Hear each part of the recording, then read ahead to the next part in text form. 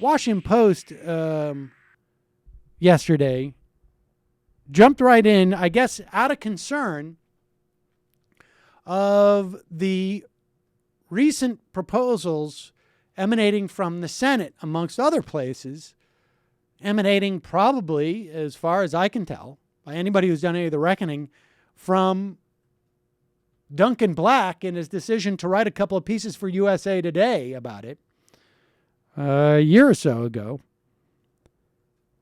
The bill in the Senate, sponsored by Tom Harkin, and its cousin in the House, sponsored by Linda Sanchez, that would increase Social Security benefits. As you know, it would increase Social Security benefits by $60 a month. Wow. And provide a measure of inflation which is specific for elderly people. As you know, inflation is greater for the elderly than the rest of us. It would extend the wage and salary income to the 12.4% Social Security payroll tax, subject all wage and salary income to that tax, as opposed to only drawing from income up to $113,000 as is presently done. Are you ready for these numbers, folks? Hold on to your hats. For someone earning $200,000 per year, this would mean a tax increase of more than $4,000 per year. $4,000 per year. That would be, let me do the math, 2% tax increase. For someone earning $1 million, the tax increase would be $58,000. Going to have to wait another year to get that new Lexus. It is, in the words of the Washington Post, a massive transfer of income from upper income Americans to the retired. What they don't say is to the middle income and lower income people in this country, to the 50% of Americans who live on nothing but their Social Security benefits. Even the rich have finite resources.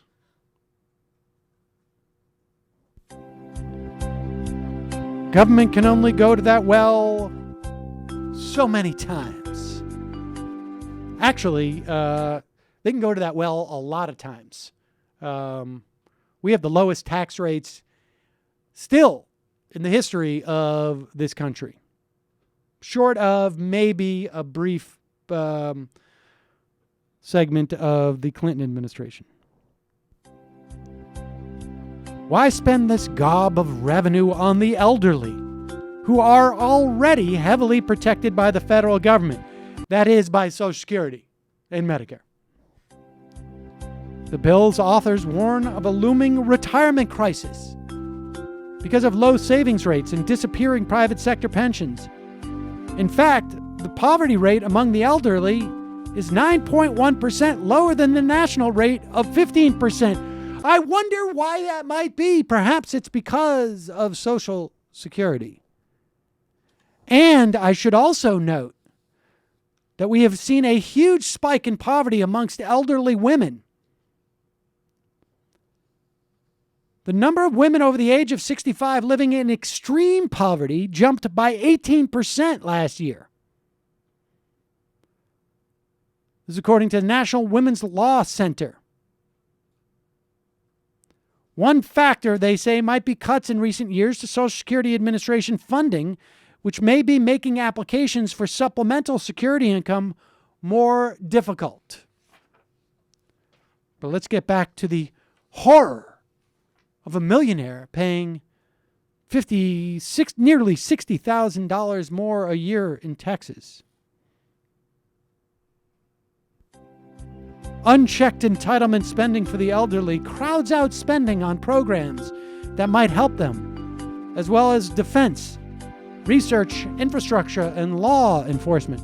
Okay, now hold on for 1 second. Entitlement spending for the elderly crowds out spending on programs that might help them. In other words, if you give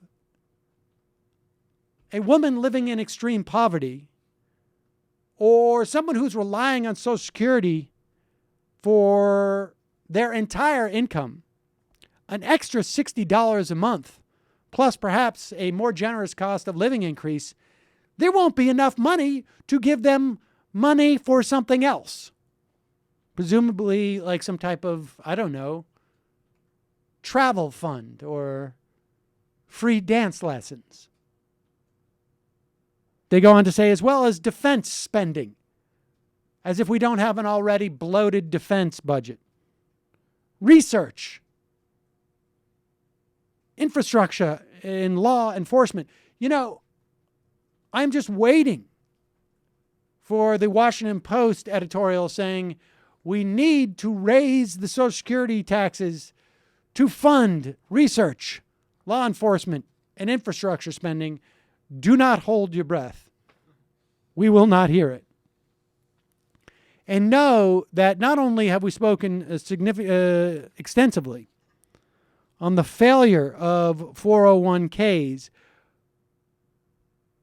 at this point, for people entering into retirement, know that according to a Social Security Administration paper, volume number 9, number 3, they anticipate a decline in family income will be much larger for the last wave of boomers born from 61 through 65 than those born from 46 through 50.